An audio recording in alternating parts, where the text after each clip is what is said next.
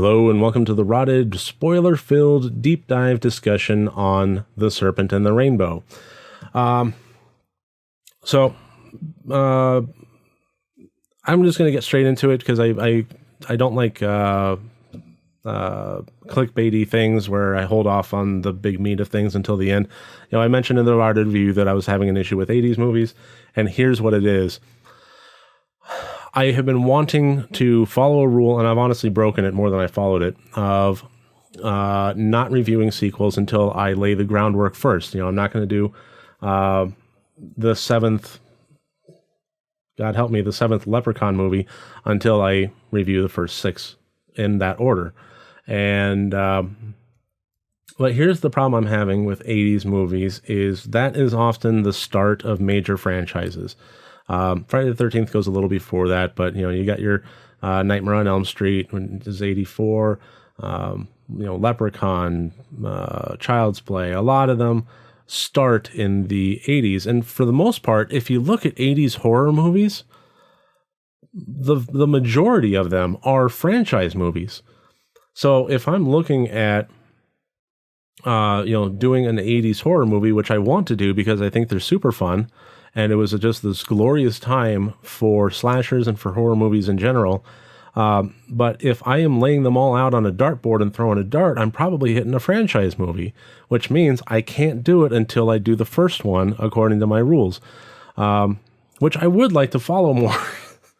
And then I wind up in the situation where, okay, so let's say I want to do Freddy's Dead, The Final Nightmare. Well, that means I got to do a Nightmare on Elm Street. Now I'm looking at doing a movie that has been talked about and reviewed and hashed over and dissected, probably without exaggeration, with thousands of hours worth of review footage already on YouTube.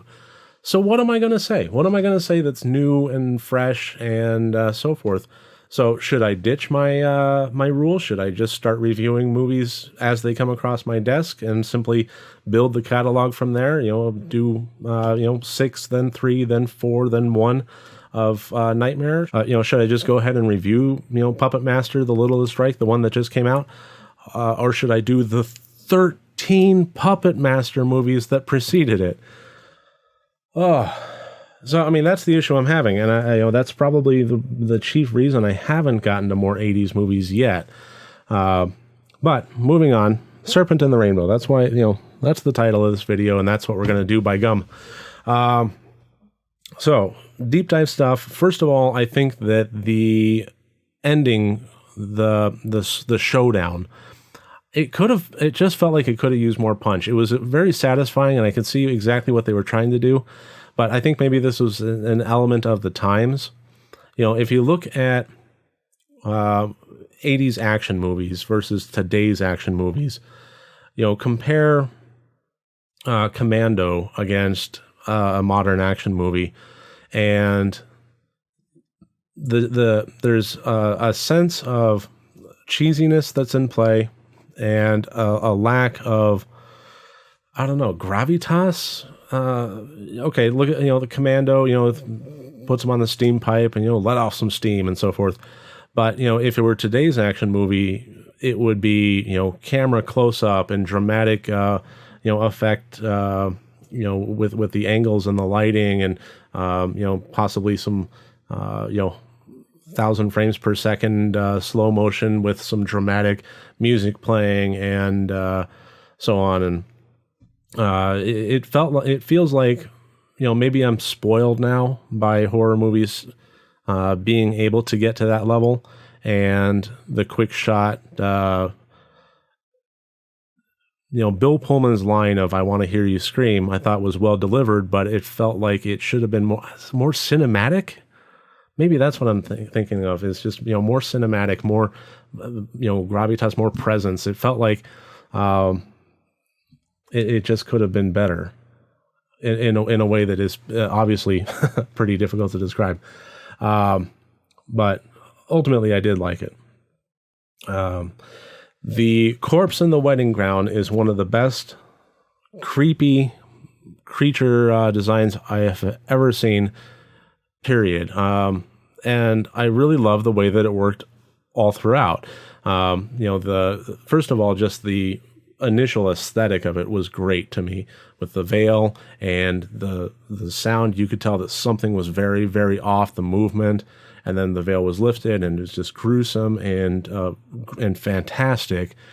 And then the mouth opening, and impossibly wide, and the serpent flying out. It was just beautiful all around. Great, great, great scare. And then, within the context of the storyline, not just having it to be a one-off scare for absolutely no reason, but to actually integrate it into the character's journey, having him come across her in real life later, I thought was brilliant. I really love that portion of the movie. I thought that was a very, very, very well done detail.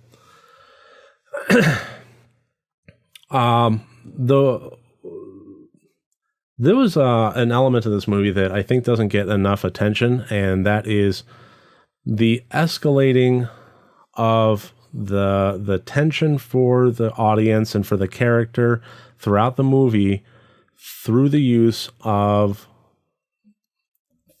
an outside element that has nothing to do with the story or the characters. And by that, I mean the civil unrest that was happening in Haiti. That they were able to use that as a backdrop and keep the lid on the pressure cooker, but keep the heat going on it, and see that needle continue to rise.